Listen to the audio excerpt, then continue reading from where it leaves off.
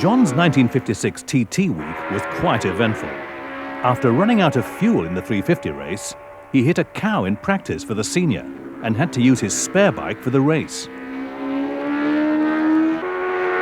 He needn't have worried though, and cruised home for his first TT win.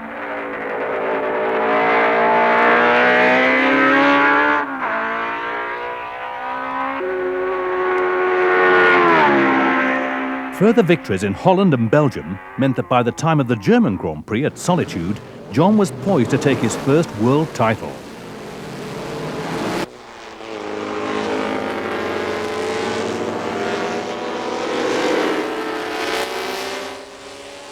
But things are never that simple, and whilst dicing with Bill Lomas on the Moto Guzzi, John clipped a curb and crashed. So now the title race was out of John's hands. But good friend John Hartle came up trumps by winning the Ulster Grand Prix from a very disappointed Jeff Duke.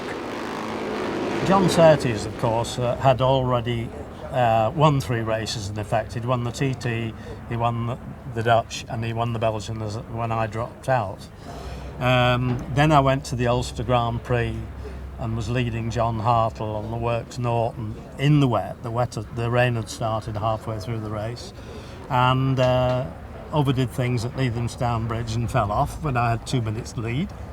So that was 3 races on the run, and there was an opportunity because John Surtees had fallen off in practice at Solitude. John had hoped to be fit for the final Grand Prix at Monza, but it was not to be. So it was time for reflection. Well, frankly, I think when you're a racer, all you think about is the next race.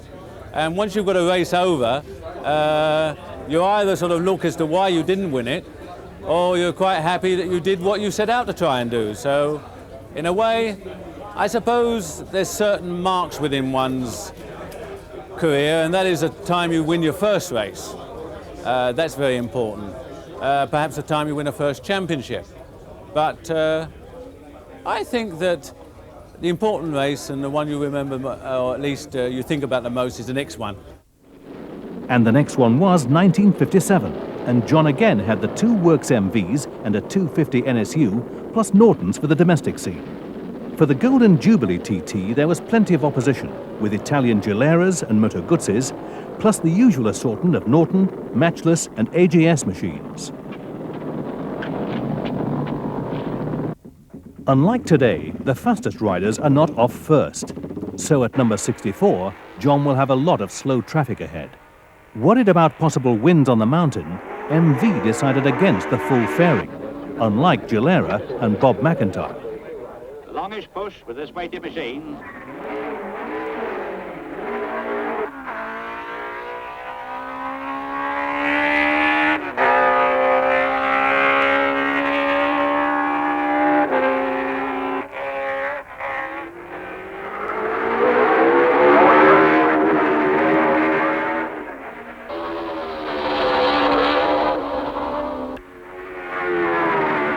Surtees was really flying, but so was the man behind, as Bob McIntyre became the first rider to lap the island at over 100 miles per hour. Gilera had made the right decision. McIntyre then passed Surtees, but now it became a matter of pride for John to regain the lead, on the road at least, and the spectators around the 37 3/4 mile course were treated to a fantastic spectacle of sight and sound as the 2 Italian multis vied for position.